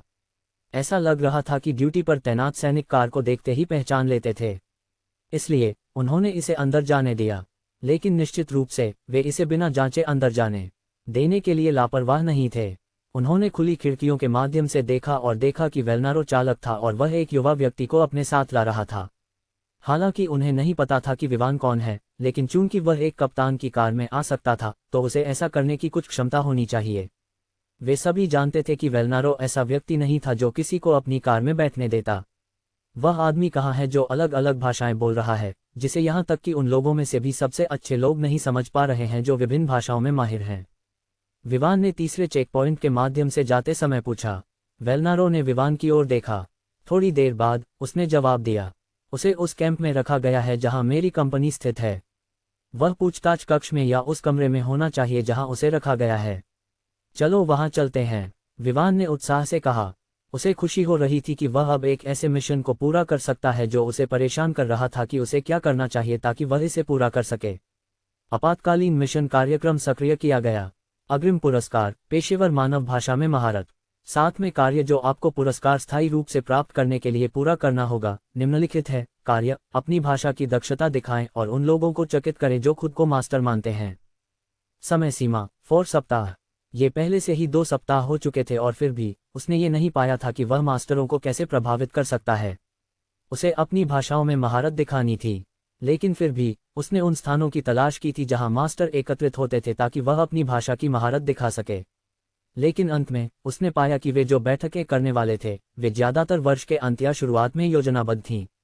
इन मास्टरों के लिए वर्ष के मध्य में मिलना दुर्लभ था, और वह उन दुर्लभ क्षणों में से एक का सामना करने के लिए भाग्यशाली नहीं था जब वे बैठक करने वाले थे। इसलिए जब वेलनारो ने कहा कि उनकी जांच में भाषा की बाधा के कारण समस्या थी और कि उसने कई भाषाओं के मास्टरों को आमंत्रित किया था लेकिन उनमें से कोई भी उस भाषा को समझने में असमर्थ था, तो वह उत्साहित हो गया। यह उसका अवसर था, वे वहां थे और वह आगे बढ़कर कुछ ऐसा कर सकता था जिसे वे असंभव मान सकते थे। इस तरह वह उस कार्य को पूरा करेगा जो उसे सिस्टम द्वारा सौंपा गया था, जबकि यह दावा करते हुए कि वह बस अपना हिस्सा कर रहा है। लेकिन निश्चित रूप से उसे इससे कुछ हासिल करना था, है ना? हालांकि यह सच था कि सिस्टम ने उससे कोई पैसा कमाने के लिए नहीं कहा, लेकिन किसने कहा कि वह अपनी सेवाएं मुफ्त में देने वाला था? वेलनारो ने अपनी भौहें सिकोड़ लीं। उसने विवान की ओर देखा और कहा, मुझे लगता है कि हमें पहले मेजर से मिलना चाहिए इससे पहले कि हम इस व्यक्ति से मिलें। विवान ने वेलनारो की ओर एक गंभीर चेहरे के साथ देखा और कहा, इस समय सबसे महत्वपूर्ण बात स्पष्ट रूप से उस बेवकूफ से जानकारी प्राप्त करना है जिसे तुम अपनी कोशिकाओं में रखे हुए हो। तो चलो वहां चलते हैं और देखते हैं कि क्या होता है। ये देखकर कि विवान इस बारे में गंभीर था, वेलनारो ने अंततः स्वीकार कर लिया। अंत में यह ऐसा नहीं था कि विवान और मेजर के बीच की बैठक कोई आपात स्थिति थी। वे विवान की जिज्ञासा को संतुष्ट करने के बाद मिल सकते थे। वेलनारो के अनुसार चूंकि यह मामला विवान के होटल से संबंधित था, उसे ये जानने की उम्मीद थी कि उस हमले के पीछे कौन था। विवान पूरे सफर के दौरान चुप रहा, बस ये सोचते हुए कि उसकी पहली आय पुरस्कार क्या हो सकता है। उसी समय उसने उन इमारतों को देखा जो वे पार कर रहे थे जब वे गारिसन के अंदर गहरे जा रहे थे। यहाँ की इमारतों से विवान यह निष्कर्ष निकाल सकता था कि यह सैनिकों का स्थायी स्टेशन था। हालांकि वे इस क्षेत्र को कई मिशनों को पूरा करने के लिए छोड़ सकते थे, वे अंततः यहाँ वापस आ जाते थे क्योंकि यहाँ कई प्रशिक्षण सुविधाएं थीं जो विवान ने यहाँ आने के रास्ते में देखी थीं। इसके अलावा यहाँ का माहौल केवल स्वागत करने वाला था। सैनिकों द्वारा प्रशिक्षण के दौरान उत्पन्न होने वाली भयंकर आभा निश्चित रूप से एक ऐसे व्यक्ति को डरा देगी जिसने पहले कभी युद्ध का अनुभव नहीं किया हो। लगभग 10 मिनट बाद वे अंततः एक इमारत के सामने पहुंच गए। वेलनारो ने कार को इस इमारत के बाहर खड़ी एक सैन्य जीप के बगल में पार्क किया। जैसे ही वह कार से बाहर निकला, उसने विवान की ओर मुस्कुराते हुए कहा, द रिपर्स गारिसन में आपका स्वागत है, 11वीं कंपनी का बेस। विवान ने कार से बाहर निकलते ही कुछ नहीं कहा और चारों ओर देखा। उसने देखा कि इस क्षेत्र में उन बाहरी क्षेत्रों की तुलना में अधिक सैनिक थे जहां वे अभी आए थे। इसके अलावा ये क्षेत्र मुख्य रूप से झाड़ियों और घास से ढका हुआ था। उसने देखा कि जहां वे थे वहां से थोड़ी दूर सैनिक गर्म दोपहर की धूप में प्रशिक्षण ले रहे थे। वेलनारो ने उन्हें उस स्थान की ओर ले जाना शुरू किया जहां वे उस व्यक्ति को रोक रहे थे जिसे वे बेकार कोशिशों से पूछताछ करने की कोशिश कर रहे थे। ये स्थान यहाँ के सबसे बड़े भवन के अंदर था जो पूरे कैंप में मौजूद था। इसमें 4 मंजिलें थीं लेकिन यह एक बड़े भूखंड पर फैला हुआ था। जब वे भवन में प्रवेश किए, वेलनारो ने उन्हें भूमिगत सीढ़ियों के माध्यम से एक भूमिगत बेसमेंट की ओर ले गया। ये ठीक उसी तरह था जैसे कल्पनाओं या पुराने समय में पाए जाने वाले कालकोठरी। विवान को सैन्य कैंप में कालकोठरी की उपस्थिति से ज्यादा आश्चर्य नहीं हुआ। छोटे छोटे सेल्स में कई लोगों को देखकर विवान जान गया कि यही वे लोग हैं जिन्हें वे अपने कैदियों के रूप में रखते हैं। एक अच्छी रोशनी वाले लंबे गलियारे में चलते हुए वे एक दरवाजे के सामने पहुंचे। बिना खटखटाए वेलनारो ने दरवाजा खोला और अंदर चला गया, जबकि विवान उसके पीछे आया। जैसे ही विवान कमरे में कदम रखा, उसने पाया कि कमरा काफी बड़ा है, लगभग 200 स्क्वायर मीटर्स। इस कमरे के अंदर सब कुछ सफेद था, दीवारें, फर्श और छत। ये एक कालकोठरी होने के बावजूद कमरा साफ सुथरा था। कमरे के अंदर एक लंबा धातु का टेबल था। इसके अलावा वहां 3 कुर्सियां थीं। एक कुर्सी अन्य 2 की ओर मुड़ी हुई थी। सभी कुर्सियां टेबल के चारों ओर थीं, जो आयताकार टेबल के 2 लंबे किनारों पर स्थित थीं। एकमात्र कुर्सी जो कमरे के प्रवेश द्वार की ओर थी, उस पर एक आदमी बैठा था। उसके हाथों को हथकड़ी लगाई गई थी और वे टेबल से एक चेन के माध्यम से जुड़े हुए थे। वह आदमी लंबी और बेतरतीब दाढ़ी रखता था। उसके बाल इतने लंबे थे कि कोई सोच सकता था कि वह जंगल में रह रहा है जहां बाल काटने के लिए कोई कैंची या क्लिप नहीं है। उसकी नीली आंखें शरारत और दृढ़ता से चमक रही थीं। वह वर्तमान में एक भूरे रंग की एप्रन पहने हुए था, जिसमें से कुछ बटन छाती के क्षेत्र में खुले थे, जो उसके नीचे पहने हुए पीले टी शर्ट को उजागर कर रहे थे। जैसे ही उसने दरवाजा खुलने की आवाज़ सुनी, उसने सीधे वेलनारो की ओर देखा। उसने एक पल के लिए उसे देखा, फिर अपनी नज़र विवान की ओर मोड़ दी, जो उसके बाद अंदर आया। उसने विवान की आंखों में कुछ समय के लिए देखा, फिर अपनी नज़र हटा ली। लेकिन फिर भी उसने उसके बाद एक भी शब्द नहीं कहा। विवान ने उस आदमी को देखा और फिर वेलनारो की ओर देखते हुए पूछा, क्या यह आदमी हमेशा यहाँ सोता है या आप उसे कहीं और ठहरने के लिए ले जाते हैं? विवान इस बारे में जिज्ञासु था क्योंकि उसने यहाँ रहने वाले व्यक्ति के बारे में कुछ भी नहीं देखा। चूंकि यह व्यक्ति उस हमले के बारे में जानकारी रखने वाला था जो ब्लेज होटल पर हुआ था, जो राष्ट्रीय सुरक्षा के लिए खतरा था, विवान को आश्चर्य नहीं होता अगर वे इस आदमी को 1 या 2 दिन तक उस कुर्सी पर रहने देते। नहीं, वास्तव में ये केवल बुनियादी पूछताछ कक्ष है। यहाँ पूछताछ पूरी होने के बाद संदिग्ध को एक ऐसे क्षेत्र में ले जाया जाएगा जहां वह रहेगा। वेलनारो ने सिर हिलाते हुए जवाब दिया। विवान ने सिर हिलाया और कमरे का अवलोकन करना जारी रखा। उसने देखा कि कमरे में कई कैमरे स्थापित थे। ये स्पष्ट रूप से पूछताछ को रिकॉर्ड करने के लिए था। तो हमें किससे शुरू करना चाहिए? विवान ने उस आदमी की ओर देखते हुए पूछा, जो अपनी ही दुनिया में खोया हुआ था, पूरी तरह से उनकी उपस्थिति को नजरअंदाज कर रहा था। वह बस अपनी हथकड़ियों और चेन के साथ खेल रहा था। बस थोड़ी देर इंतजार करो, कुछ लोग हैं जिन्हें मैंने आने के लिए कहा है, वेलनारो ने कहा जबकि वह इंतजार कर रहा था। उसके विचारों के अनुसार विवान यहां आने पर इसीलिए जोर दे रहा था क्योंकि वह उनकी जांच के परिणामों पर विश्वास नहीं कर रहा था। इसलिए उसने उन लोगों को आमंत्रित करने का निर्णय लिया जो पूछताछ के प्रभारी थे। इस तरह पूछताछ विवान की उपस्थिति में की जा सकती थी। इस तरह उसे ये संदेह नहीं होता कि वे क्या कह रहे हैं। विवान की भौहें उठी जब उसने सोचा कि वे किसका इंतजार कर रहे हैं। लेकिन वह खुश होगा अगर वे भाषाओं के मास्टर होते। वह उन्हें प्रभावित करना चाहता था और यही कारण था कि उसने अभी तक उस आदमी के साथ संवाद करने की कोशिश नहीं की थी। वह अपने संदेह को व्यक्त करने वाला था जब अचानक उसे उनके पास आते हुए कदमों की आवाज़ सुनाई दी। और जिस आवाज़ को उसके कान सुन रहे थे, उससे ऐसा नहीं लग रहा था कि 1 या 2 लोग हैं, बल्कि यह एक बड़ा समूह था।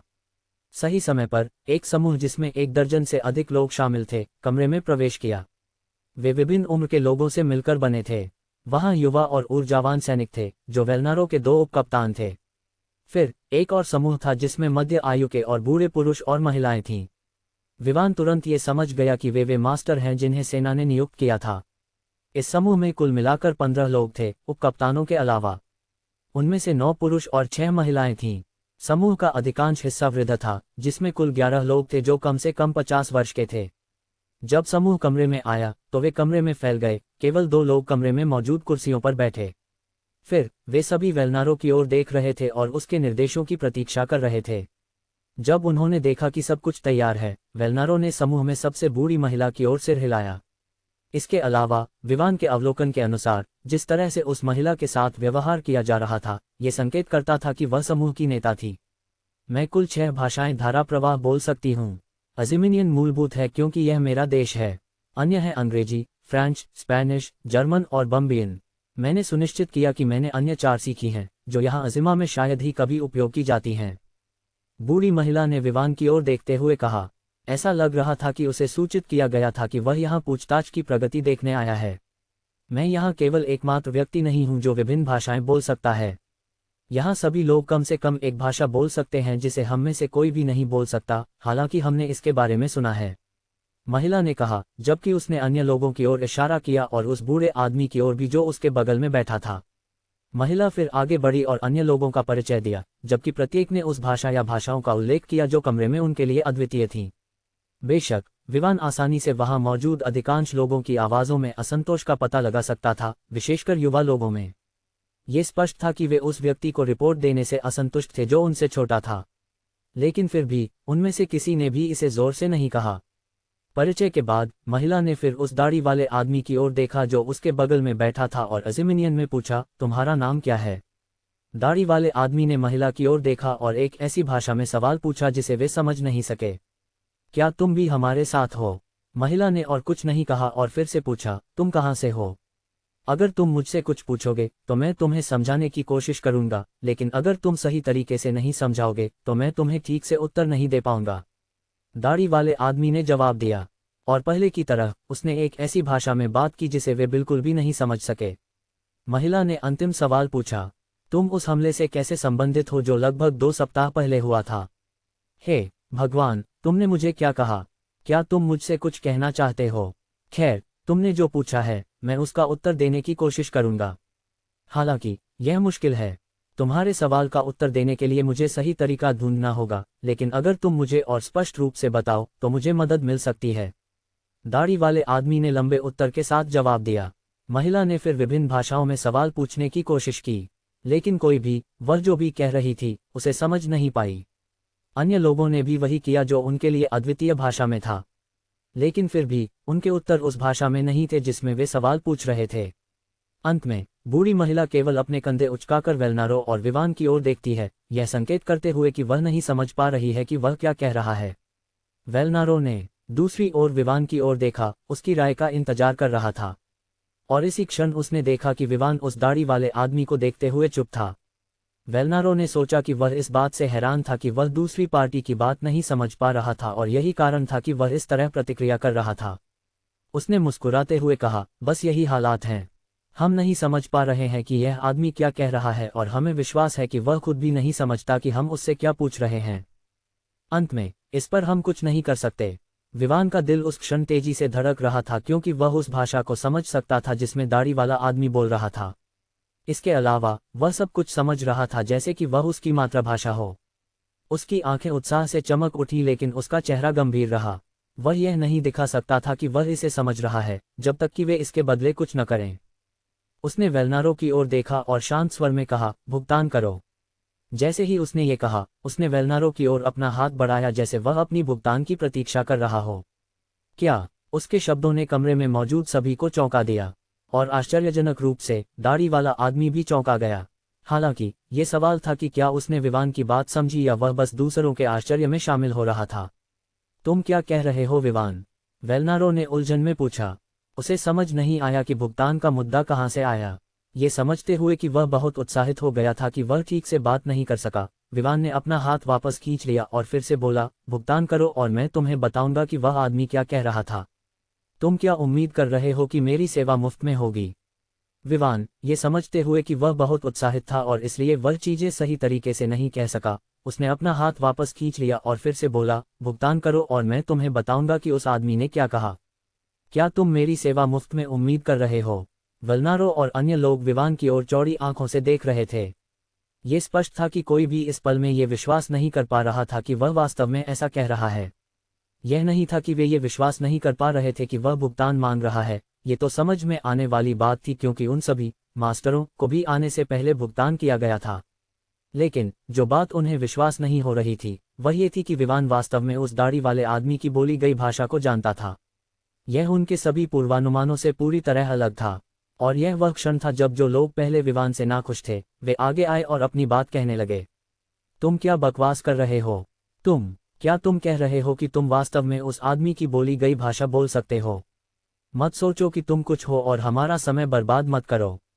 एक गंजा मध्य आयु का आदमी बोला जब उसने विवान को देखा।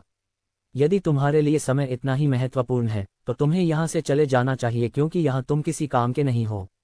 जब तुम खुद अपना समय बर्बाद कर रहे हो तो दूसरों को समय बर्बाद करने का आरोप क्यों लगा रहे हो? विवान ने उस आदमी की ओर देखते हुए कहा। उस मूर्ख के साथ बहस करने का उसके पास समय नहीं था। वह उस सिस्टम मिशन को पूरा करने में देरी नहीं करना चाहता था जिसके लिए वह यहाँ आया था। इसलिए उसने उससे अजीमिनियन के अलावा एक अन्य भाषा में बात की। जैसे ही विवान ने अपने शब्दों को समाप्त किया, कमरे में चुप्पी छा गई।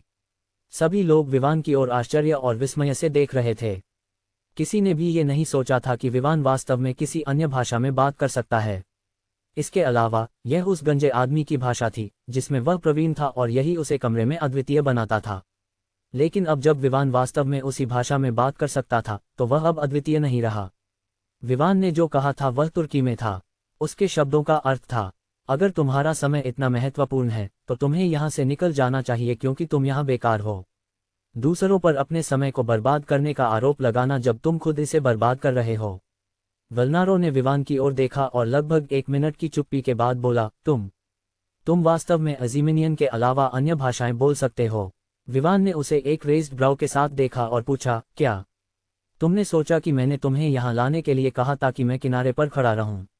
बिल्कुल नहीं, मैंने तुम्हें यहाँ लाने के लिए कहा ताकि मैं देख सकूं कि क्या मैं उस आदमी की बात समझ सकता हूं। अंत में मैं वास्तव में कर सकता हूं। जैसे ही उसने बोलना समाप्त किया, विवान ने अपनी आंखें संकुचित की और दाढ़ी वाले आदमी की ओर देखा। और किसी कारण से जैसे ही दाढ़ी वाले आदमी ने विवान की आंखों से संपर्क किया, वह कांप गया। लेकिन फिर भी उसकी आंखों में विश्वास था क्योंकि उसने विवान की नज़र बनाए रखने की कोशिश की। आखिरकार वह मुड़ गया क्योंकि वह विवान की नज़रों से आने वाले अदृश्य दबाव को सहन नहीं कर सका। उसी समय वह अपने आप से सोच रहा था, क्या ये सच हो सकता है कि वह वास्तव में जो मैं कह रहा था उसे समझ सकता है?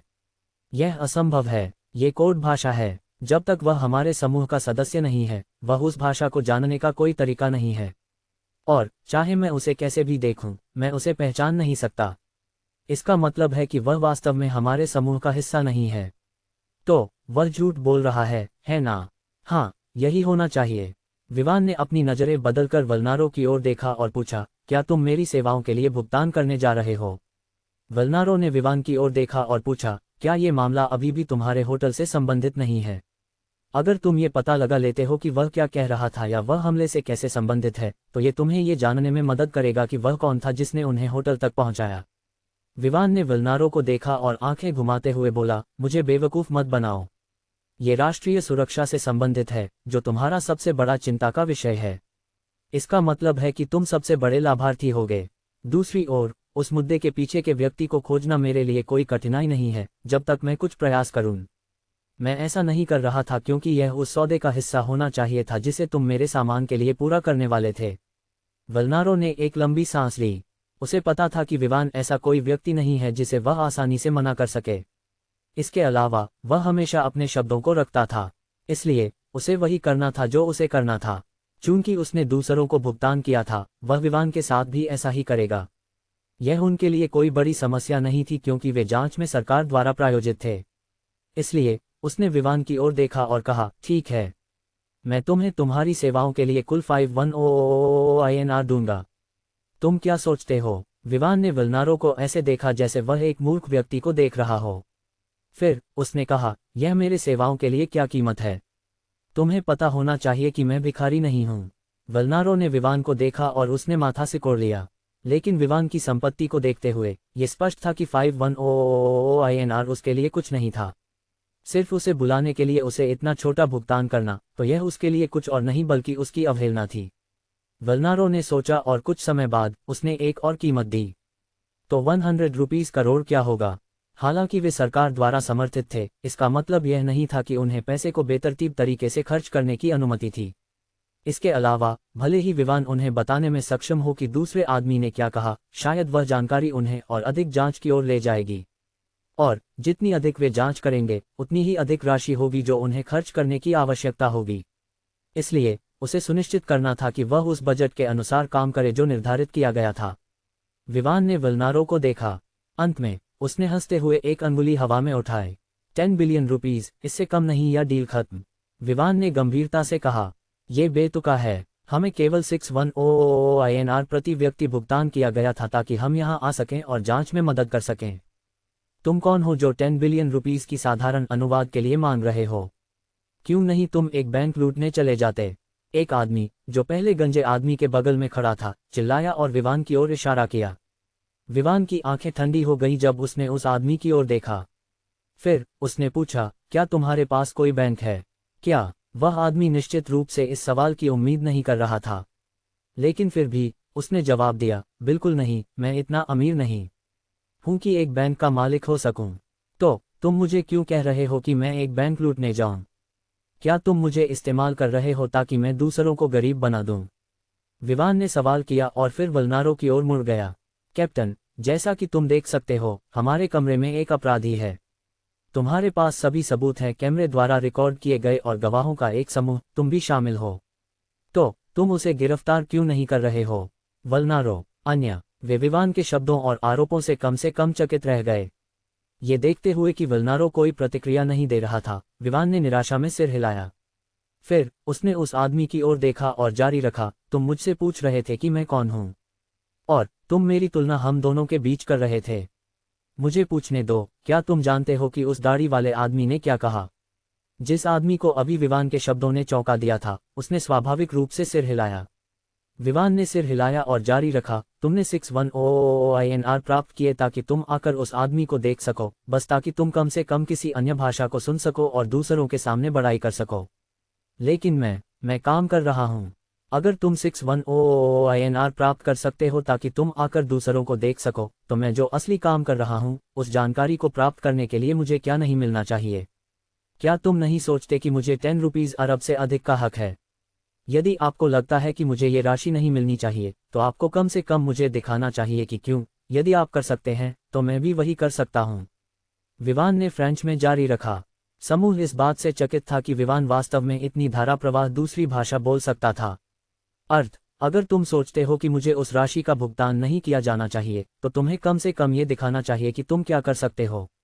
इस बार वल्नारो ने जवाब दिया, विवान, तुम्हें पता होना चाहिए कि ये लोग हमेशा किसी न किसी चीज में व्यस्त रहते हैं। उनके यहाँ आने के लिए, हमें उन्हें आने के लिए मनाने के लिए बहुत कुछ करना पड़ा। और जिस कीमत की तुम मांग कर रहे हो, वह हमारे लिए निर्धारित बजट से पूरी तरह से ऊपर है ताकि हम जांच कर सकें। विवान ने वल्नारो की ओर संकुचित आंखों से देखा और पूछा, क्या मैं यहाँ आने के लिए मुफ्त था? इसका मतलब समझते हुए वल्नारो ने फिर भी सिर हिलाया, नहीं, वास्तव में तो मैं यहाँ आने के लिए बिना भुगतान के क्यों था? और जो अधिक है, मैं ये सुनिश्चित करने जा रहा हूँ कि मैं उस आदमी से सही जानकारी प्राप्त करूँ। इसका मतलब है कि मैं तुम्हें केवल वह बकवास नहीं बताने जा रहा हूँ जो वह बड़बड़ाने वाला है। मुझे ये सुनिश्चित करना होगा कि जानकारी उस जांच से संबंधित है जो चल रही है। तो अगर पैसे पर्याप्त नहीं हैं तो क्या तुम हमेशा और अधिक के लिए अनुरोध कर सकते हो? आखिरकार हम करों का भुगतान करते हैं, अगर और अधिक लोग मर जाते हैं तो सरकार को मिलने वाली राशि कम हो जाएगी। वल्नारो कुछ समय के लिए चुप रहा क्योंकि उसने विवान के शब्दों में सच्चाई पर विचार किया। उसे भी पता था कि यह सच था कि विवान को जानकारी उस तरीके से प्राप्त करनी थी जो वे चाहते थे और न कि दूसरी पार्टी जो उन्हें बताना चाहती थी। अन्य शब्दों में, यह ऐसा था जैसे वे विवान को छोड़ रहे थे, जो एकमात्र व्यक्ति था जो वास्तव में दूसरे आदमी के शब्दों का अनुवाद कर सकता था। ठीक है, लेकिन मैं तुम्हें अधिकतम 1 बिलियन रुपीस दे सकता हूँ। इससे अधिक नहीं, क्योंकि यह अगले 3 वर्षों के लिए मेरी कंपनी के बजट में खा जाएगा। वल्नारो ने अपने दांतों को पीसते हुए जवाब दिया, कैप्टन, तुम ऐसा नहीं कर सकते। रॉबिन, एक सहायक कप्तान ने कहा जब उसने वल्नारो को आतंकित नजरों से देखा। वल्नारो ने उसे देखा और कहा, तुम्हें चिंता करने की जरूरत नहीं है, मैं सभी जिम्मेदारी उठाऊंगा। रॉबिन केवल चुप रह गया क्योंकि उसने देखा कि वल्नारो कितना दृढ़ था। ये स्पष्ट था कि वह अपने निर्णय को बदलने वाला नहीं था। अब यह अच्छा है, मुझे लगता है कि हमें अनुबंध पर हस्ताक्षर करने होंगे। और फिर विवान बस बात कर रहा था जब उसे रुकना पड़ा। कार्य पूरा हुआ। पेशेवर मानव भाषा कौशल अब स्थायी रूप से मेजबान का है। विवान, कार्य पूरा हुआ। पेशेवर मानव भाषा कौशल अब स्थायी रूप से मेजबान का है। विवान उस सिस्टम प्रॉम्प्ट से हैरान था जो उसके सामने आया था। उसने कभी उम्मीद नहीं की थी कि वह अभिनय शुरू करने से पहले ही सिस्टम वास्तव में ये दावा करेगा कि उसने उस मिशन को पूरा कर लिया है जो उसे सौंपा गया था और उसे पहले से ही इनाम मिल गया था। सिस्टम, क्या प्रॉम्प्ट के वितरण में कोई देरी थी या कुछ? विवान ने सिस्टम से पूछने से खुद को रोक नहीं पाया। कम से कम वह प्रॉम्प्ट के प्रकट होने और सिस्टम कार्य की पूर्णता से चकित रह गया था। ये सच है, मेरी ओर से थोड़ी देरी हुई। मैं बस ये सुनिश्चित करना चाहता था कि मास्टर वास्तव में आश्चर्यचकित हों और न कि नाखुश। और यही कारण है कि मिशन की पूर्णता का संदेश इस क्षण में आया। विवान ने अंततः समझ लिया कि क्या हो रहा है। जबकि वह कमरे में सभी को आश्चर्यचकित करने की योजना बना रहा था जब वह उस दाढ़ी वाले आदमी की तरह ही भाषा में बात करना शुरू करेगा, सिस्टम ने पहले ही सोच लिया था कि वह उन्हें आश्चर्यचकित कर चुका है। लेकिन फिर भी विवान ने सोचा कि शायद वह उन्हें और भी आश्चर्यचकित कर सकता है। क्या कुछ गलत है विवान? वल्नारो ने देखा कि विवान अचानक चुप हो गया और सोचा कि शायद कुछ गलत है। इसलिए उसने पुष्टि करने के लिए पूछने से खुद को रोक नहीं पाया। ओह, मेरे साथ कुछ भी गलत नहीं है, मैं बिल्कुल ठीक हूँ, बस मैं यहाँ कुछ सोच रहा था जो मुझे पहले करना था और मैं इसे भूल गया था। विवान ने वल्नारो के सवाल का जवाब देते हुए वास्तविकता में वापस आ गया। फिर उसने वहीं से जारी रखने का फैसला किया जहां से वह रुका था। जैसा कि मैं कह रहा था, जब मुझे बेतुका तरीके से रोका गया। विवान के शब्दों ने कमरे में उपस्थित लोगों को चौंका दिया। वे उसे अविश्वास भरी नजरों से देख रहे थे और सोच रहे थे कि वह कब रोका गया था, कम से कम बेतुका तो था। विवान को बेशक नहीं पता था कि वे क्या सोच रहे हैं और न ही उसे उन अजीब नजरों की परवाह थी जो उसे मिल रही थी, क्योंकि वह जारी रहा, सिर्फ हमें उस अनुबंध पर हस्ताक्षर करने की आवश्यकता है कि तुम मुझे 1 बिलियन रुपीस का भुगतान करोगे जब मैं अपनी सेवाएं प्रदान करूंगा। या तुम इस क्षण में भी भुगतान कर सकते हो, क्योंकि मुझे कोई आपत्ति नहीं है और मैं अपना काम शुरू कर दूंगा। वल्नारो ने कुछ समय सोचा और कहा, अनुबंध के लिए प्रक्रियाओं से गुजरने के बजाय केवल हमें पैसे के हस्तांतरण में फिर से काम करने के लिए, मुझे लगता है कि हम तुम्हें भुगतान करने के बाद तुम्हारे काम करने पर भरोसा कर सकते हैं। वल्नारो ने कहा, और इससे पहले कि विवान कुछ कह सके, उसने रॉबिन की ओर देखा और कहा, जिम्मेदार विभाग को सूचित करो कि पैसे का हस्तांतरण किया जाए, अब तक खाते में पर्याप्त पैसे होने चाहिए। रॉबिन वल्नारो के इस मुद्दे में दृढ़ता से चकित था। भले ही उसने विवान की जानकारी देखी थी और जानता था कि वह किस तरह का व्यक्ति है, वह यह संदेह करने से खुद को रोक नहीं पाया कि क्या वह मास्टरों की तरह काम कर सकेगा। लेकिन चूंकि यह उसके तत्काल सुपीरियर का आदेश था, उसके पास इसे लागू करने के अलावा कोई विकल्प नहीं था। उसने अपने साथ रखे वॉकी टॉकी को निकाला और संबंधित विभाग से संपर्क करने का निर्णय लिया। और जब वह ऐसा कर रहा था, विवान दाढ़ी वाले आदमी के पास गया और पूछा, क्या तुम अजीमिनियन में बात कर सकते हो? विवान का सवाल तुरंत कमरे में सभी को चुप कर दिया। वे ये विश्वास नहीं कर पा रहे थे कि विवान ऐसा सवाल पूछ रहा है जब वह वहां था जब मास्टर ने उसे विभिन्न भाषाओं में अजीमिनियन सहित सवाल पूछने की कोशिश की, फिर भी वह आदमी बस बकवास कर रहा था। इसलिए उस क्षण में विवान जो कर रहा था उनके लिए बस तरकीन था। दाढ़ी वाला आदमी भी विवान को ऐसे देख रहा था जैसे वह एक मूर्ख को देख रहा हो। वह सोच रहा था कि विवान का जवाब कैसे दिया जाए। कुछ समय बाद उसने जवाब सोच लिया और उसे तुरंत बोल दिया, मैं यह नहीं कह रहा हूं कि मैं कुछ नहीं समझता। ओह माफ करना, मैं बहुत ज्यादा सोच रहा था। खैर, मैं सिर्फ ये कहने की कोशिश कर रहा हूं कि सिर्फ इसलिए कि मैं सब कुछ नहीं समझता, इसका मतलब यह नहीं है कि मैं बिल्कुल कुछ नहीं समझता। और भले ही ये वही बात हो जो तुम कहना चाहते हो, इसका यह मतलब नहीं कि तुम इसका सही अर्थ जानते हो। विवान ने उसका जवाब सुना और सिर हिलाते हुए पूछा, क्या तुम मुझे बता सकते हो कि वह कौन था जो मेरे होटल ग्लेज होटल से जुड़ा था? कमरा फिर से चुप हो गया। वल्नारो और अन्य एक दूसरे को देखने लगे और फिर विवान की ओर देखा। अंत में वे केवल सिर हिलाकर रह गए, क्योंकि उन्हें नहीं पता था कि विवान उस दाढ़ी वाले आदमी के साथ क्या खेल रहा है। इसलिए उन्होंने ये देखने का निर्णय लिया कि विवान क्या करने जा रहा है। ये लड़ाई उस होटल में नहीं हुई थी, बल्कि एक ऐसी जगह पर हुई थी जिसे सोरिंग ईगल कहा जाता है। ये लड़ाई इसलिए नहीं हुई कि कोई नियम लागू करना चाहता था। दरअसल वे लोग यह दिखाने की कोशिश कर रहे थे कि हमारे लोग ग्लेजी होटल के नियमों को तोड़ रहे हैं। लेकिन चीजें वैसी नहीं थी जैसी वे दिख रही थीं, क्योंकि इसमें हमारे ही लोग शामिल थे। फिर बाद में अफवाहें फैलने लगीं। अगर मैं इसे ठीक से समझा सकता तो मामला साफ हो जाता। ठीक है, तुम्हारा बेस कहाँ स्थित है? विवान ने फिर से सवाल किया। उसी समय उसके चेहरे पर एक जोम थी, जैसे वह उस आदमी की बात समझ नहीं पा रहा हो। और जब उस आदमी ने विवान की जोम देखी तो वह उत्साहित हो गया और जानकारी देना जारी रखा, क्योंकि कोई भी उसे समझ नहीं सकता था। तुम हमारे काम में दखल क्यों दे रहे हो, जबकि इसकी जरूरत भी नहीं है? अगर तुम्हें किसी और प्रांत में जाना है तो जाओ, लेकिन यहाँ पूर्वी क्षेत्र में सब कुछ नियंत्रण में है।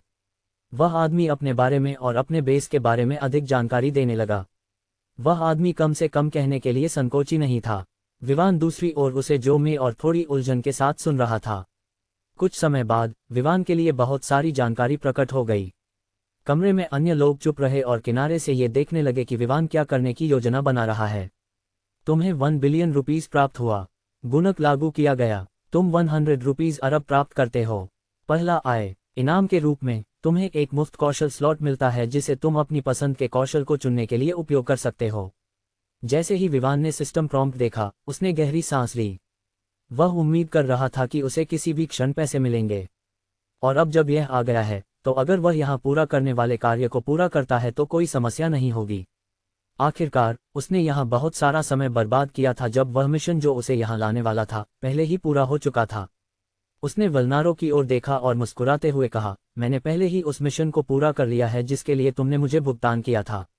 मैंने जांच के लिए तुम्हें आवश्यक सभी जानकारी प्राप्त कर ली है, और मुझे लगता है कि तुम्हें दूसरों को भेजना होगा, क्योंकि यह जानकारी काफी संवेदनशील है।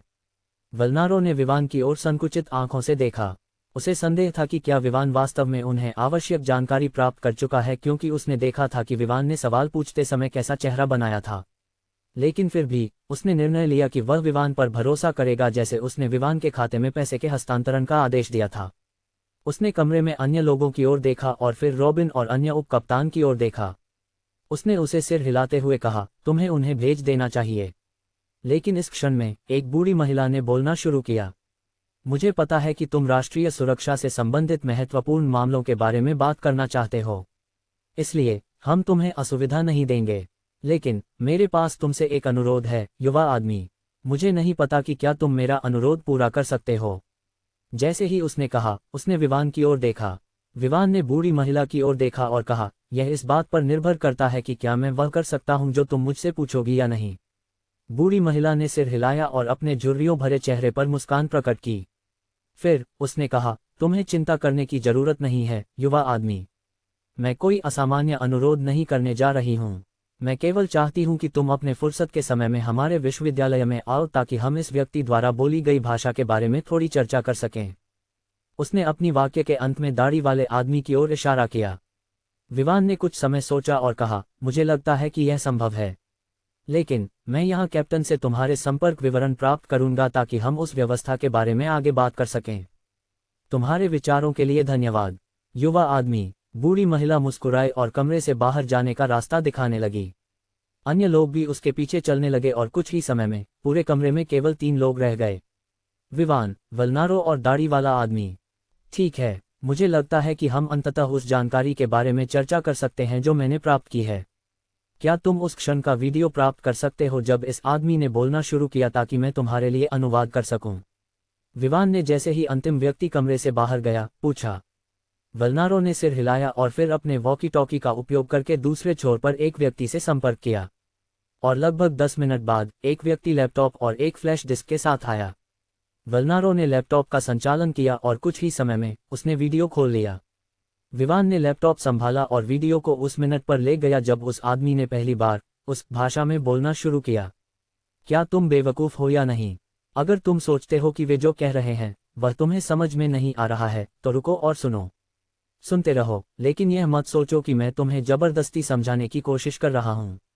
TN, अगर तुम सोच रहे हो कि मैं कुछ ऐसा कहूँगा जिसे तुम समझ सको, तो इंतजार करते रहो। तुम इंतजार करोगे, लेकिन मैं अजीमिनियन में नहीं बोलूँगा। है, भगवान ही जाने। मैं नहीं जानता था कि वे लोहिया भाषा नहीं जानते। खैर, मैं केवल उत्तर दे रहा हूँ जो वे पूछ रहे हैं। गलती मेरी नहीं है, बल्कि उनकी है। क्या कोई जो लोहिया भाषा जानता है यहाँ आकर इन सवालों का जवाब दे सकता है? लेकिन भले ही कोई ऐसा हो जो भाषा जानता हो, वह हमारा ही आदमी होगा। मैं सिर्फ जवाब देने की कोशिश कर रहा हूँ, यह नहीं कह रहा कि मैं सब कुछ जानता हूँ। भगवान अच्छा है, जो लोग मुझे गिरफ्तार करने आए हैं वे नयाला, एक लोहिया उपभाषा में बात नहीं कर सकते। इसलिए मैं जब भी वे सवाल पूछते हैं उन्हें गालियां देना चाहता हूँ। गलती मेरी नहीं है, यह उनकी है। वे क्यों नहीं पहले किसी ऐसे व्यक्ति को खोज लेते जो नयाला भाषा में प्रवीण हो, फिर वापस आकर ये सभी सवाल पूछें। लेकिन भले ही वे किसी को खोज लें जो नयाला भाषा बोल सकता हो, वह व्यक्ति हम में से एक होना चाहिए। मुझे नहीं लगता कि वह इन सवालों को पूछने की कोशिश करेगा। एक एक करके विवान ने उन बातचीतों को देखा जहां वह आदमी नयाला भाषा में बोल रहा था। जितना अधिक वल्नारो ने सुना, उतना ही वह चकित होता गया। उसे नहीं लगता था कि विवान उसे झूठा बता रहा है, बस दाढ़ी वाले आदमी के भयभीत चेहरे को देखकर। यह इस बात का पर्याप्त सबूत था कि विवान जो कह रहा था वह सच था और वह केवल बकवास नहीं कर रहा था। दाढ़ी वाला आदमी अब पसीने से तर था। उसने कभी उम्मीद नहीं की थी कि विवान हमेशा से अधिक जानकारी प्राप्त करने के लिए ऐसा कर रहा था। अंत में वह विवान पर गुस्से में चिल्लाने से खुद को रोक नहीं सका। तुमने धोखा दिया। विवान ने उसे एक निर्लिप्त चेहरे के साथ देखा और कहा, तुम देखो, तुम कह रहे हो कि मैंने धोखा दिया जब तुमने धोखा दिया। तुम स्पष्ट रूप से अजीमिनियन में बोल सकते हो, लेकिन तुम हमेशा से ऐसा कर रहे थे। इसलिए मैंने तय किया कि मैं तुम्हारे साथ